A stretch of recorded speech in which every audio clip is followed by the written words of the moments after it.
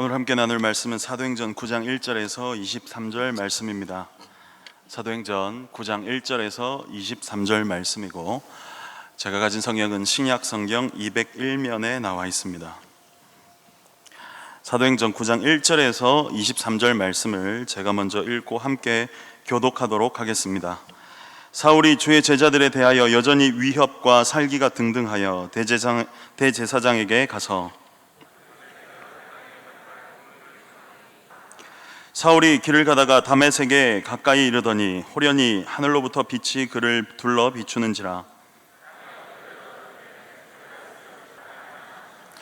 대답하되 주여 누구시니까? 이르시되 나는 내가 박해하는 예수라.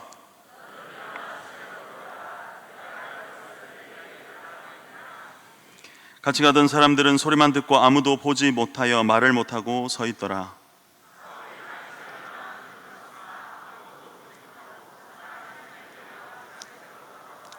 사흘 동안 보지 못하고 먹지도 마시지도 아니하니라.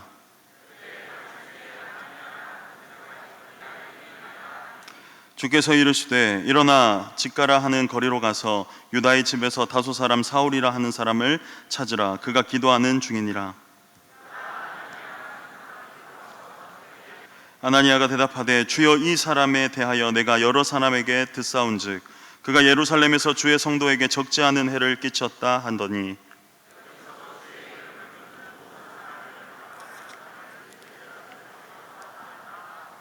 주께서 이르시되 가라. 이 사람은 내 이름을 이방과 임금들과 이스라엘 자손들에게 전하기 위하여 택한 나의 그릇이니라.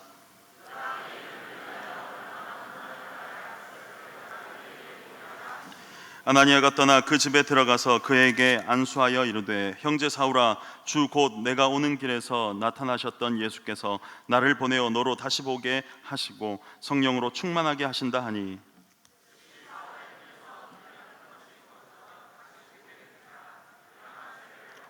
음식을 먹음에 강건하여 지니라.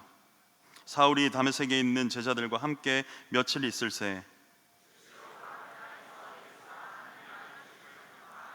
듣는 사람이 다 놀라 말하되 이 사람이 예루살렘에서 이 이름을 부르는 사람을 멸하려던 자가 아니냐. 여기 온 것도 그들을 결박하여 대제사장들에게 끌어가고자 함이 아니냐 하더라.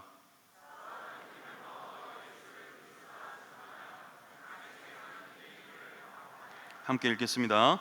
열의 날이 지남에 유대인들이 사울 죽이기를 공모하더니. 아멘. 오늘은 나는 누구인가라는 제목으로 함께 말씀을 나누도록 하겠습니다. 여러분, 사람이 살아가면서 가장 중요한 게 있다면 나는 누구인가에 대한 질문의 답일 것입니다. 살아가면서 우리는 수많은 사람을 만나고 수많은 환경 속에서 살아갑니다. 만나는 사람도 때로는 바뀌고 살아가는 환경도 바뀝니다. 이 때문에 때로는 내 모습마저도 그 환경에 맞춰서, 그 사람에 맞춰서 바뀔 때가 있습니다. 우리는 살아가면서 항상 이 외부로부터의 요구를 받습니다. 그러면 우리는 변해야 해, 바꿔야 해, 이런 것 때문에 이럴 때는 이렇게 해야 되고 저럴 때는 저렇게 해야 돼. 그런 거에 맞추다 보면 우리의 삶이 고단해질 때가 있고, 또 그렇게 잘 맞추지 못해서 난 이거밖에 안 돼, 난 왜 이걸 못할까? 라고 생각할 때가 있습니다. 여러분, 우리는 한 명이지 않습니까? 하나님이 나를 한 명으로 만드셨는데 살다 보니까 우리가 너무 많은 모습으로 살아가고, 때로는 그 모습에 맞추다 보면서 비교당하게 되고 비교하게 되고 그럴 때가 있는 것 같아요. 여러분, 그래서 어떤 강의나 교양 프로그램을 보면 요즘에 중요하게 말하는 단어 한 가지가 있어요. 그게 바로 뭐냐면 정체성입니다. 정체성. 외부로부터 수많은 요구를 받아들인다고 고생하는 우리에게 다시 여러분 스스로 정체성을 찾으십시오라고 말하는 프로그램이나 강의가 참 많습니다. 여러분, 내가 누구인지 확실하게 할 때 여러분들 우리의 삶의 방향이 확고해지는 거고, 우리의 삶의 목적이 확실하게 되는 거예요. 내가 누구인지 알 때, 내 정체성이 분명할 때 내가 어떻게 살아야 될지 아는 거예요. 정체성이 확실한 사람은 비교당해도 환경이 어떻든 상황이 어떻든 그냥 자신의 길을 가는 것입니다. 오늘 사울이 자기의 정체성을 찾는 시간입니다. 그래서 제가 오늘 이 본문이 좀 길지만 다 함께 나누길 원했습니다.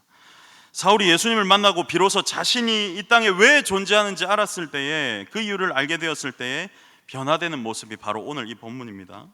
사울은 예수님을 만나고 자기가 어떻게 살아야 될지 알았고, 어떠한 고난과 환란이 다가와도 내가 주를 위해 살겠다고 고백하게 됩니다. 오늘 이 사도 바울의 모습을 보면서 우리의 삶과 목적과 그 방향성이 다시 한번 회복되고 정체성을 찾는 시간이 되기를 바랍니다. 오늘 본문을 나눌 건데, 처음으로 나눌 내용은 사울이 예수님을 만나는 것입니다. 예수님을 만나는 사울. 여러분, 참고로 사울은 히브리식 이름이고 바울은 로마식 이름입니다. 제가 사울 한다고 왜 바울을 사울이라고 하지? 그렇게 생각 안 하셔도 돼요. 사울은 방금 말했듯이 히브리식 이름이 있고 로마식 이름이 있었던 것처럼 유대인이자 로마 시민권자였어요. 여러분, 사도행전 22장 27절에서 28절을 보면 이렇게 나옵니다. 천부장이 와서 바울에게 이르되 내가 로마 시민이냐 내게 말하라 이르되 그러하다. 천부장이 대답하되 나는 돈을 많이 들여 이 시민권을 얻었노라. 바울이 이르되 나는 나면서부터라 하니. 그러니까 사울은 나면서부터 로마 시민권자였어요. 유대인이기도 하지만 로마 시민권자였어요.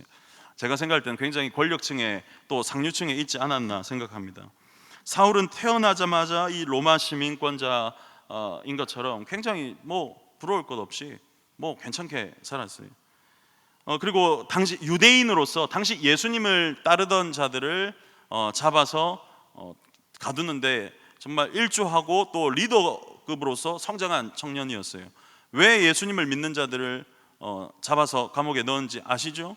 그 당시 예수님은 내가 하나님의 아들이다, 내가 하나님이다 이렇게 하면서 신성 모독이네, 어디 감히, 이렇게 하면서 다 잡아들였어요. 그 중에 리더급이 바로 오늘 이 사울이라는 청년입니다.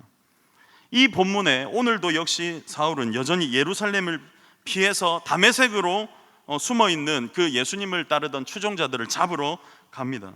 어떻게 나와 있냐면 살기가 등등했다, 굉장히 막 위협적이었다, 이렇게 나옵니다. 그런데 길을 가던 사울은 예수님의 음성을 듣게 됩니다. 여러분, 이 음성은 오늘 본문에 보셨듯이 혼자 들은 게 아닙니다. 7절에 보면 같이 가던 사람들도 그 소리만 듣고 아무도 보지 못하여 말을 못하고 서 있었다. 같이 가던 사람들도 들었습니다. 그런데 사울은 사도행전 22장 11절에 보면 나는 그 빛의 광채로 말미암아 볼 수 없게 되었다. 사울은 그 빛의 광채까지 보게 된 거예요. 쉽게 말해서 하나님과 직접적으로 이제 이렇게 만나는 시간을 가진 겁니다. 이 빛의 광채가 있으니까 이 눈이 멀어버린 거예요. 다메섹으로 가는 그 살기 등등한 그 모습 속에서 그 와중에 예수님의 음성을 듣고 예수님의 그 광채를 보고 눈이 멀어진 이 사울, 얼마나 그래도 순식간에 충격적인 경험을 했겠습니까? 더군다나 사울은 누구십니까? 라고 묻는 이 물음에 이런 대답을 듣습니다. 네가 박해하는 예수다. 사울은 여태까지 자기가 주를 위해 사는 줄 알았어요. 이렇게 해야만 하나님의 영광을 위해 사는 줄 알았습니다. 감히 심성모독하는 그 사람들을 잡아서 내가 쳐넣는 것이 나의 사명이고 하나님을 위한 길이다 라고 생각했을 것인데, 길 가는 도중에 그 광채를 보고 눈이 멀어져서 누구십니까? 라는 그 질문에 대답을 듣습니다. 어떻게 해요? 네가 박해하는 예수다. 얼마나 충격적이었겠습니까? 여러분, 그런데 예수님을 만난다는 것은 이렇게 충격적인 일인 거예요. 왜 충격적이냐면 여태까지 내가 살았던 그 삶, 내가 생각해왔던 그 삶이, 내가 옳다고 여겼던 그 삶이 나를 창조하신 하나님을 만나게 되면서 나를 창조한 이유와 내가 살았던 삶이 이게 맞닥뜨려지게 되는 거예요. 내가 생각했던 삶과 하나님이 원하시는 나의 그 삶의 이유가 맞닥뜨려지니까 충격적인 일이 되는 거예요. 사울은 분명히 굉장히 충격적이었을 것입니다. 여러분, 예수님을 믿는 우리 성도님들도 이 예수님을 믿는다는 것은 그냥 단지 교회를 다닌다는 것에 국한되는 것이 아닙니다. 방금 사울이 예수님을 만났을 때, 하나님을 만났을 때 했던 그 충격적인 일이 우리에게도 일어나야 돼요. 여태까지 내가 살았던 그 내 생각대로의 삶, 내 생각대로의 내 인생의 그 계획이 하나님의 계획과 맞닥뜨려졌을 때 어떻게 충격적이지 않을 수 있겠습니까? 그냥 내 생각대로, 내 조그만한 생각대로 살았던 내 삶이 하나님의 그 광대하신 계획과 만났을 때 어떻게 충격적이지 아니할 수 있겠습니까? 여러분, 그러한 충격이 때로는 필요해요. 여러분, 우리가 살아가는 동안, 내가 교회를 다니는 동안 정말 하나님을 만나고도 아무런 삶의 감동도 감화도 없고, 내가 진짜 하나님을 만났음에도 교회를 다닌다고 하면서도 그냥 세상과 내가 비슷한 것 같이 보인다면 다시 한번 그 충격의 자리로 돌아갔으면 좋겠어요. 하나님의 그 광대하신 계획 앞에 내가 좀 충격을 받았으면 좋겠어요. 그래서 내가 다시 한번 결단하고, 오늘 본문에 나온 사울과 같이 결단하고 생각하고 고뇌하고 내가 어떻게 살아야 될 것인가 라는 그 시간 속에서 하나님을 만나고 결단하는 시간을 여러분들 가지시길 바랍니다. 여러분, 방금 말씀드린 대로 사울이 예수님을 만나고 사울이 그 다음에 뭘 하냐면 결단합니다. 결단. 이 본문에 보면 결단한다? 어디서 결단하지? 이렇게 생각할 수 있겠지만, 여러분들, 예수님을 만난 사울은 그 빛의 광채 때문에 눈이 이렇게 멀었다 했잖아요. 근데 여러분들 잘 보셔야 돼요. 본문에 보면 9절에 봅시다. 9절에 사흘 동안 보지 못하고 먹지도 마시지도 아니하니라.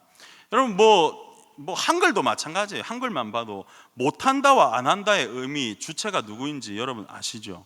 못하는 건 내 의지로 못하는 게 아니에요. 하나님께서 보지 못하게 하셨어요. 그런데 먹지도 마시지도 아니한 건 하나님이 하신 게 아닙니다. 사울이 그런 거예요. 사울이. 무슨 말인지 아시겠죠? 눈을 가린 거는 하나님이신데 먹지도 마시지도 아니한 그 주체는 사울이었어요. 히브리 원어를 봐도 먹지도 마시지도 아니하는 거는 그 인칭이 똑같아요. 그런데 보지도 못한 거는 남성 주격이에요. 하나님께서 주관적으로 하셨어요. 먹지도 마시지도 아니한 거는 사울이 그런 거예요. 누가 시켰습니까? 하나님이 먹지도 마시지도 못하게 만드는 거예요? 안 그랬어요. 사울이 그랬다고요. 왜 그랬을까? 왜 사울은 그 3일 동안이나 먹지도 마시지도 않았을까? 내 같으면 보이지 않으면 먹기라도 할 건데. 여러분, 참고로 눈을 감고 먹으면 그 맛이 더 깊이 느껴지는 거 아세요? 이거 제가 말한 게 아니라 TV에서 나온 거예요. 어두운 곳에 있을 때 모든 감각이 다 절제된 상황 속에서 음식을 먹으면 더 그 맛이 깊이가 있답니다. 그래서 군대 갔을 때 몰래 저녁에 침대에서 그 초코바 까먹은 게 그래 그러니까 내가 그렇게 해서 맛있었어. 내가 그때 먹었었는데. 여러분, 왜 그랬을까요? 사흘이 아니라 하나님께서 일주일, 한 달 동안 눈을 가리셨다 한들 아마 사울은 제 생각에 그때도 먹지도 않고 마시지도 않았을 것 같아요. 제 생각에는 그래요. 왜 그랬을까요? 왜 그랬을까? 예수님을 만난 이 사울은 왜 먹지도 않고 마시지도 않았을까? 여러분, 먹지도 않고 마시지도 않는다는 건 생명을 거는 것을 상징하는 거예요. 여러분, 금식하는 거 아시죠? 여러분, 금식 해보셨어요? 금식도 마찬가지입니다. 그냥 밥 안 먹는 게 금식 아닙니다. 내가 생명을 걸고 하나님 앞에 나아가겠다. 에스더도 그랬잖아요. 성경에 많은 인물들이, 예수님도 그러셨잖아요. 여러분, 하물며 예수님 안 믿고 그냥 세상에서 단식 농성하는 사람들, 왜 단식 농성입니까? 목숨 걸고 나가겠다는 거예요. 내 뜻을 굽히지 않겠다는 거예요. 생명 걸고 하겠다 이러는 거예요. 왜 그럼 사울은 먹지도 않고 마시지도 않았을까? 그 사흘 동안 뭘 했을까? 그 생각에 대한 표현은 나오지 않아요. 그런데 여러분, 이 일 이후에 어떤 행동을 했느냐를 보면서 우리는 사울이 3일 동안 어떤 생각을 했는지 유추할 수 있는 거예요. 여러분, 본문 18절을 보면 이렇게 나옵니다. 즉시 사울의 눈에서 비늘 같은 것이 벗어져 다시 보게 된지라 일어나 세례를 받고, 일어나자마자 눈 뜨고 눈이 딱 보이자마자 제일 먼저 한 게 뭐냐면 일어나서 세례를 받았다는 거예요. 여태까지 나는 내가 옳은 대로 내 생각대로 살았는데 하나님을 만나자마자 가장 먼저 한 것이 일어나서 세례를 받았다. 하나님을 나의 구주, 나의 하나님으로 받아들였고, 내가 이전에 살았던 나의 모습이 잘못된 걸 인정한 거고, 지금 눈이 가려진 내 모습이 이게 진짜 하나님이 살아계신 거구나. 유대인이자 로마 시민권자가 예수님을 믿던 사람들을 핍박하던 자가 예수님을 믿는다는 게 오늘날 우리가 교회를 와서 나가서 예수님 믿으세요 하는 거랑은 차원이 좀 다른 얘기입니다.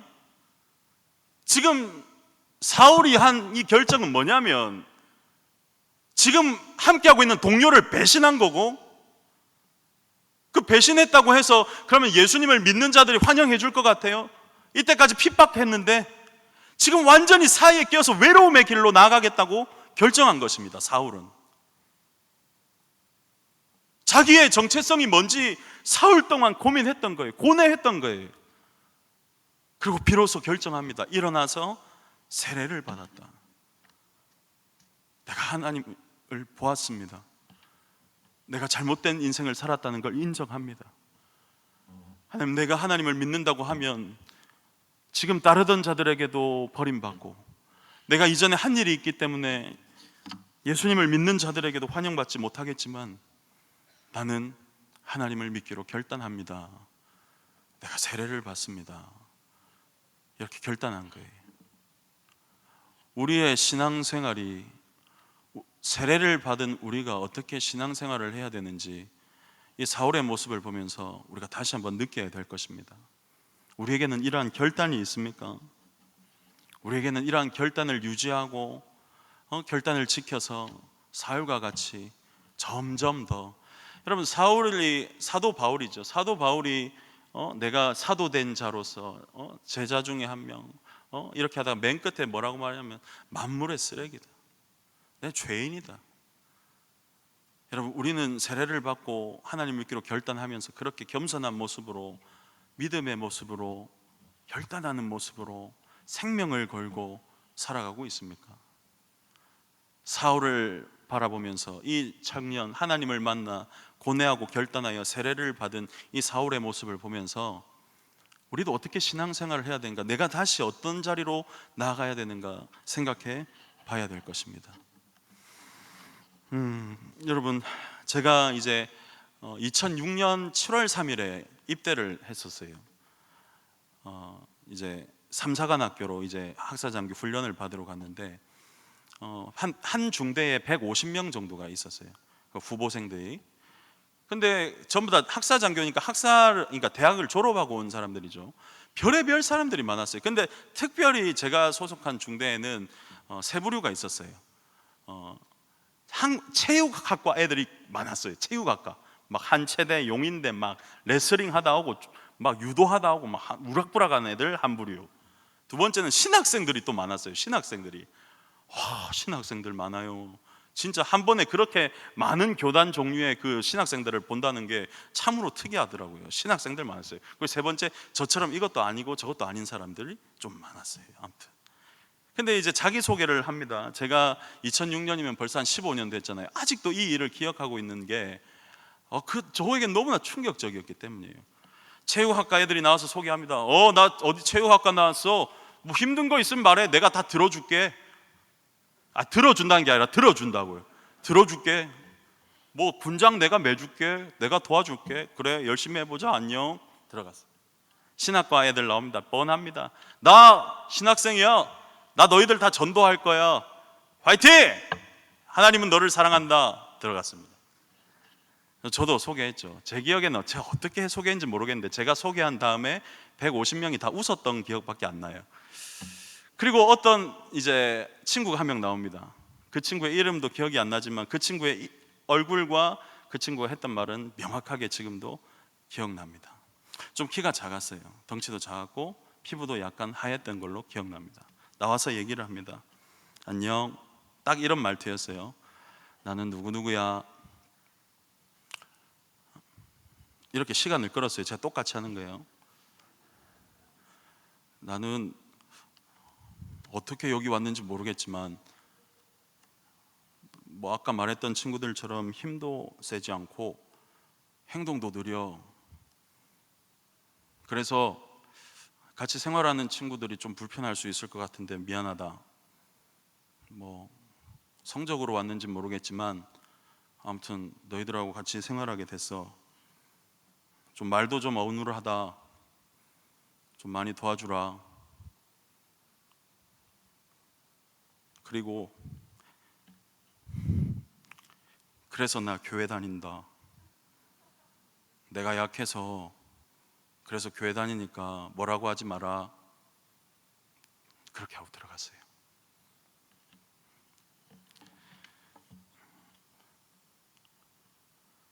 저는 그렇게 소개하는 친구를 처음 봤어요. 난 느리다. 난 약하다. 난 힘도 없다. 근데 나 그래서 교회 다닌다. 그 친구가 들어갔는데 신학과 애들이 고개를 못 들더라고요. 저도 예수님을 믿고 있었는데 그냥 웃길 줄만 알았지. 야, 이게 무슨. 중요한 건 4개월 동안의 훈련 마지막 때 항상 삼산학교 훈련에는 교회에서 합창대회를 하는데, 물론 종교의 자유가 있기 때문에 교회를 다니는 친구들만 참가해요. 그런데 제가 있던 중대는 150명 전원이 가서 다 합창대회를 나갔습니다. 그 친구의 영향력이 굉장했어요. 신학과 학생들도 그렇고 전부 다 굉장했어요. 예배 때마다 은혜가 되고, 야, 저게 예수님 믿는 사람이구나. 제가 말씀드리고자 하는 건 약하고 뭐 그렇기 때문에 불쌍해서 동정심으로 갔다, 그게 아니에요. 와, 저런 용기가 있구나. 몸도 약하고 말도 느리고 어떻게 장교에 합격해서 와게 된지도 모르는 저 친구인데 그러니까 교회 다닌다고 하는구나. 야, 저렇게 말할 수 있는 용기가 어디서부터 오는가. 자기의 정체성이 확실하잖아요.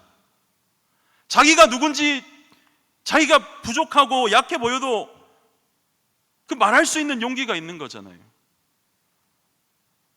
저는 확신하건대 신학생들도 중요한 역할을 했겠지만 그 친구 때문에 우리 모든 중대는 다 교회 갔어요. 다. 정체성이 확실하는데 자기의 느린 것, 자기의 약한 게 뭐가 문제가 됩니까?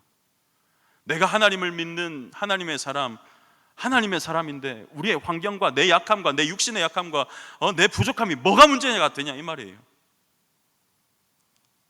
어느 순간부터 교회에서도 잘하는 사람들, 우리가 맞아요, 잘하고 승리하고 1등 해야 되고 세상의 머리가 돼야 되는 건 맞는데 어느새부턴가 의도하지 않게 약한 사람들이 더 약해지는 그러한 느낌을 받을 때가 있어요. 교회는 그런 곳이 아닌데, 하나님께서 말씀하신 그 복음은 그게 아닌데, 그 약한 사람들에게도 복음은 복음이어야 하는데 그렇지 않은 모습들이 있더라고요. 하나님을 믿고 능력 있는 삶을 산다는 건 내가 강해지고 1등하고 뭐 잘났고 그게 아니라, 강하고 잘났고 능력 있는 하나님을 믿는 그 믿음 때문에 내 연약함마저도 이겨낼 수 있는 게 그 믿음인 거예요. 여러분들의 상황과 여러분들의 환경과 여러분들의 가정과 여러분들의 실력과 여러분들의 모습과 여러분들의 외모가 어떻다 한들, 여러분들이 하나님을 믿는 하나님의 자녀라면 모두가 동일하게 귀한 하나님의 자녀가 됐음을 믿으시길 바랍니다. 그렇게 사울은 하나님을 만났어요. 그리고 복음을 전합니다.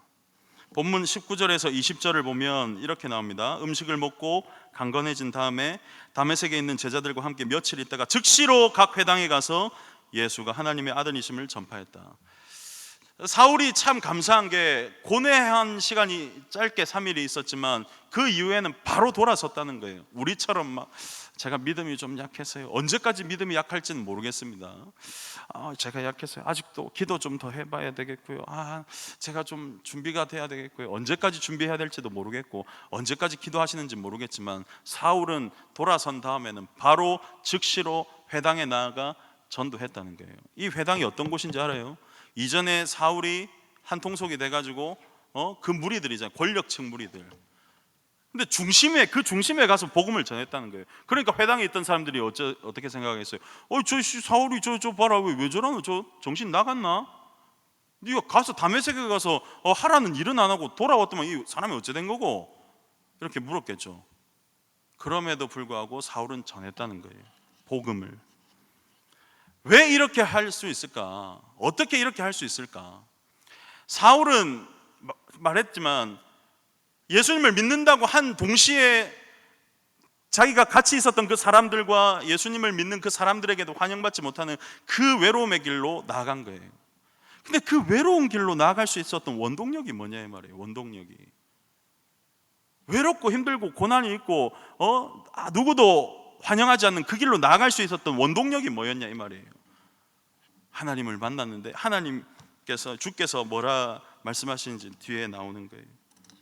자, 사도행전 우리 본문의 23절을 봅시다. 23절. 사울이 이렇게 나오니까 여러 날이 지나면 유대인들이 사울을 죽이기로 공모하는 거예요. 사울도 유대인이라 했죠. 근데 유대인이 사울을 죽이기로 하는 거예요. 어떻게 이렇게 이러한 상황 속에서도 그렇게 사울은 갈 수 있었는가? 본문에 보면 아나니아에게 이제 아까 그 눈이 가려져 있어서 아나니아 네가 가서 기도해 줘라 하잖아요. 안수하러 가잖아요. 근데 아나니아가 그렇게 말합니다. 이 사람에 대해서 들었는데 이 사람 진짜 예수님 믿는 사람들 핍박한 사람입니다. 근데 주께서 뭐라고 하냐면 가라, 이 사람은 내 이름을 이방인과 임금들과 이스라엘 자손들에게 전하기 위하여 택한 나의 그릇이다. 15절에 그렇게 나옵니다. 16절에 그가 내 이름을 위하여 얼마나 고난을 받아야 할 것을 내가 그에게 보이리라. 이게 하나님께서 사울을 이 땅에 존재하게 한 이유입니다. 하나님을 만나니까 그 존재의 이유를 알게 된 거예요. 왜 사울이 3일 동안 아까 3일 동안 기도하고 있다라고 주께서 표현했잖아요. 그 기도하는 동안 뭐라고 했겠습니까? 도대체 누구십니까? 부터 시작해가지고 저는 하나님을 위해 산다고 살았습니다. 하지만 이게 왜 박해가 되는 것입니까? 막 물었겠죠. 막 그랬을 것 같아요. 그러다가 이렇게 물어봤을 것 같아요. 그렇다면 당신이 나에게 원하시는 게 뭡니까? 라고 했을 것 같아요. 그리고 이렇게 똑같이 주께서 사울에게 말씀해 주시지 않았을까 생각합니다.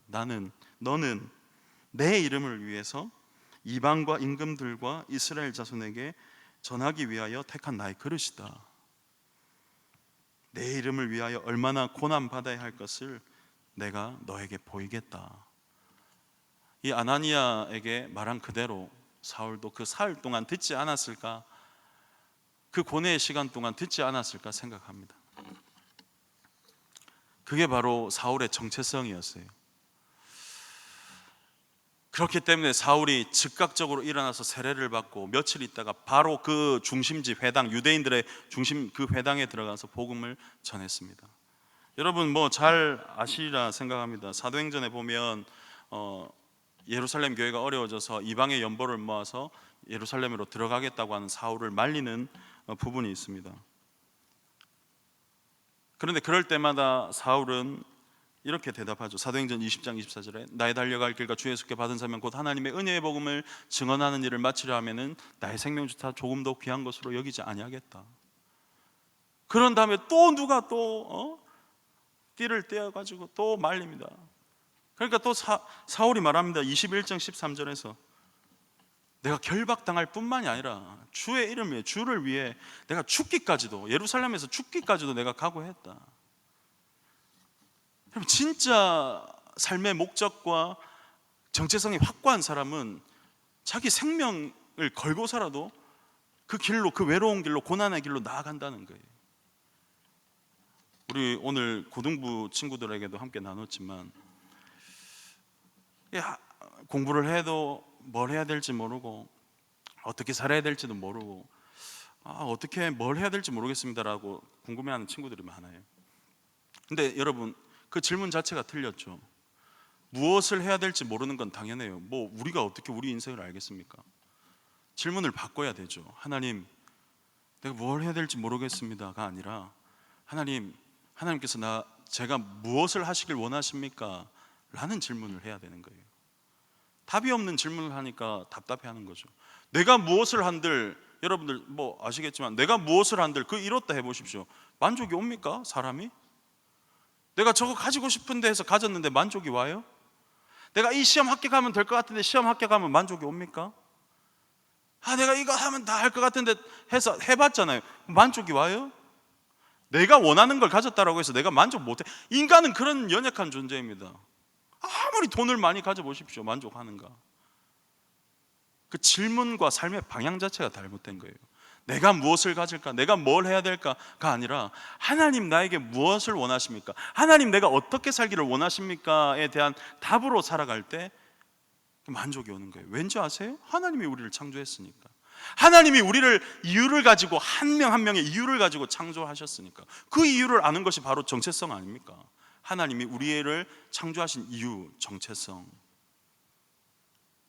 그 정체성을 모르고 살아간다면 죄송합니다. 우리가 하고 있는 모든 것이 다 헛되고 무의미할 뿐입니다. 혹시나 우리가 신앙생활을 하면서도 막 고민하고 양발 걸치고 막 이러잖아요. 신앙생활에 은혜가 안 되죠. 왜 그런 줄 아세요? 그리스도인으로서의 정체성이 없기 때문이에요. 여러분, 신앙생활을 할 때 은혜를 받으려면, 우리가 신앙생활을 하면서도 기쁨과 감사가 넘치려면 우리가 어떻게 믿어야 되는가를 하나님께 물어야 돼요. 물론 우리의 노력으로 신앙생활을 하려고 하지만 우리의 노력으로 신앙생활을 한다 한들 그건 하나님께 영광이 되지 않아요. 하나님께서 원하시는 대로 살아야 되는 겁니다. 사울뿐만이 아니죠, 여러분. 이러한 정체성의 문제를 가졌다라고 생각한 사람들이 저에게 있어요. 모세도 그 중에 한 사람입니다. 여러분, 모세는 이집트 왕자였죠. 그런데 보십시오, 막 이렇게 하다가 갑니다. 그 히브리 사람한테 비난받아서. 근데 보십시오, 모세가 만약에 이집트 왕자에 대한 그러한 자리에 대한 그게 있었다면 히브리 사람, 자기한테 비난하는 히브리 사람을 그냥 죽였을 것 같아요. 그냥 죽이고 이집트 왕자 하면 되는 거잖아요. 그리고 모세가 그 광야로 도망갔을 때 이제 아내 될 사람을 만나잖아요. 그 아내 될 사람도 그 사람을 봤을 때 어떤 애굽 사람이 나를 도와줬습니까? 그 겉모습은 완전 애굽 사람이었다니까요. 그런데 모세는 믿음으로 내가 히브리 사람이다, 내가 하나님 백성이다라는 걸 인정합니다. 히브리서 11장에 모세에 대한 이야기가 나오는데 이렇게 말합니다. 믿음으로 모세는 장성하여 바로의 공주의 아들이라 칭함받기를 거절했다. 도리어 하나님의 백성과 함께 고난받기를 잠시 죄악의 낙을 누리는 것보다 더 좋아했다. 그리스도를 위하여 받은 수모를 애굽의 모든 보화보다 더 큰 재물로 여겼으니 이는 상 주심을 바라보았다. 모세는 그런 사람이었다라고 히브리서는 기록하고 있습니다. 이집트 왕자가 될 수도 있었지만 하나님의 백성으로 남았습니다. 뿐만이 아니죠. 신약 성경에 아리마대 사람 요셉 보십시오. 그는 있잖아요, 그 사람은 존경받는 공회원이었습니다. 하지만 그 사람은 존경받는 그 당시에 권력층에도 있었음에도 불구하고 하나님의 나라를 기다리는 사람이었습니다. 그래서 예수님의 그 시체를 장사하기 위해 가죠. 바리새인 중에도 그런 사람이 있었어요. 니고데모. 요한복음의 7장 50절부터 52절에 보면 이렇게 나옵니다. 그 중에 한 사람 곧 전에 예수께 왔던 니고데모가 그들에게 말하되 우리 율법은 사람의 말을 듣고 그 행한 것을 알기 전에 심판하느냐. 그러니까 쉽게 말해서 예수님을 심판하기 위해서 바리새인들이 막 모의를 하고 있는데 그 중에서 야, 우리가 언제 그 사람 말도 안 듣고 심판하느냐, 우리 율법이 그랬느냐라고 지금 반기를 드는 거예요. 반기를. 왜? 니고데모의 정체성이 확실했기 때문에. 그 말 한마디로 분위기가 싸해졌을 거예요. 그런데 우리의 율법이 그 사람의 말을 듣지도 아니하고 심판하는 것이냐. 그러니까 요한복음 7장 52절에 그들이 대답하되 이르되 너도 갈릴리에서 왔느냐? 찾아보라, 갈릴리에서는 선지자가 나지 못하느니라 하더라. 따지잖아요, 같은 편이었던 사람들이. 여러분, 이 니고데모와 아리마대 사람 요셉과 모세와 이 사울은 뿐만이 아니라 성경에 있는 많은 인물들은 왜 뻔히 고난의 길인 줄 알면서, 뻔히 환난을 받을 줄 알면서, 뻔히 고통스러울 줄 알면서, 때로는 외로울 줄 알면서도 왜 그 길을 갔냐 이 말이에요. 정체성이 확실했기 때문에. 하나님이 그들을 그 길로 부르셨기 때문에. 또 제가 이런 설교하면 여러분들 다 내가 교회에서 더 기도 많이 해야 되고 교회를 더 많이 와야 되고, 이거 아닙니다. 아까 말씀드렸듯이 여러분들 각 개인마다 하나님께서 창조하신 이유가 있을 거예요. 정체성이 있을 거란 말이에요. 다 목사 되면 나는 뭐 먹고 삽니까? 저 다 어떻게 해요? 여러분들은 여러분들의 자리가 있잖아요. 그 자리에서 하나님께서 그 자리를 보내신 이유를 찾으란 말이에요. 그 자리를 보내줬는데도, 그 삶의 환경과 그 가정으로 보내줬는데도 자꾸 그 확실하지 않으니까 자꾸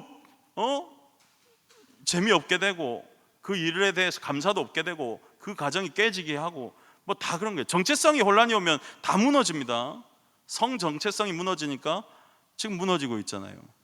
군대도 마찬가지예요. 제가 볼 땐 군대가 지금 군대가 아닌 것 같은데, 싸울 준비가 안 돼 있으면 군인이 더 이상 군인이 안 되는 거예요. 우리의 삶에도 정체성이 없으면 무너지는 거예요. 이렇게 좋은 환경에서 신앙생활을 하게 해주심에도 불구하고 감사가 없고 기쁨이 없는 거예요. 그렇게 아름다운 가정과 아내와 자녀와 남편을 허락했음에도 감사가 없는 거예요. 왜? 내 정체성을 확고히 하지 않으니까. 하나님이 우리에게 그 가정을, 그 환경을, 그 직장을, 그 아내를, 그 남편을, 그 자녀를 허락하신 이유가 있을 것인데 자꾸 우리의 생각은 다른 데 가 있는 거예요. 처음으로 돌아가서 자꾸 외부의 환경에 따라 우리가 변하게 되니까 만족도 못하고 감사도 없고 기쁨도 없는 거예요. 정체성의 국어사전의 뜻이 뭔지 아세요? 여러 가지 바뀌는데 혼자 요지부동하지 않고 딱 그 제자리에 있는 것, 그게 정체성이에요. 하나님은 우리를 그렇게 이유 있게 만들어 주셨어요. 삶의 이유 있게. 근데 우리는 자꾸 왔다 갔다 하는 거예요. 여러분들 요즘에 트로트가 유행이죠. 미스터 트롯. 트로트는 어디서부터 시작하는 줄 아세요? 저기서부터예요.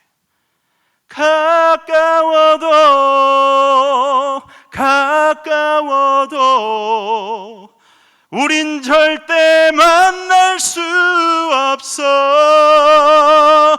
평행선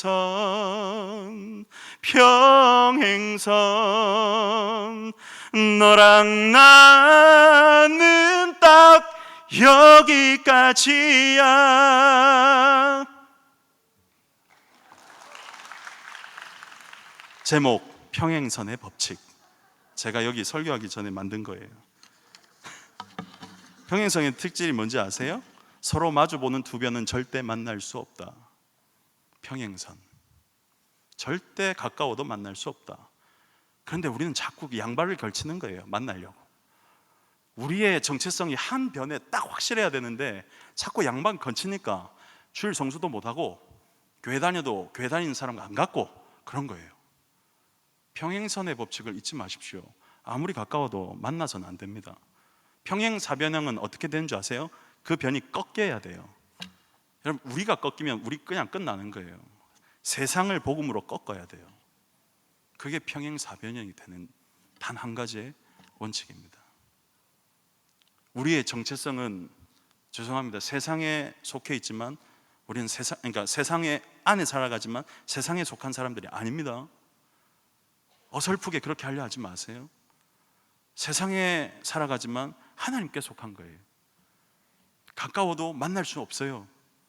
확실하게 여러분들의 그 자리를 지키셔야 돼요. 양발 걸치시면 안 됩니다. 사울 보십시오. 그 길이 때로는 외롭고 힘들어도 그 길을 갔습니다. 여러분들도 그렇게 살아간다면 언젠가 복음으로 꺾이는 날이 올 거예요. 그렇게 되면 만나면 됩니다. 어설프게 그렇게 하지 말고, 내가 어떻게 살아야 되는가? 나는 누구인가? 하나님은 누구시며 나는 누구이며, 하나님을 믿는 나는 누구이며, 나는 어떻게 살아야 되는가 고민해서 이 세상 가운데 승리를 맛보며 또 무료했던 것 같은 내 삶 가운데 다시 한번 하나님께서 나를 보내주셨지라는 그 마음의 감동과 기쁨과 감사로 살아갈 수 있는 여기 계신 모든 성도님들 되시길 바랍니다.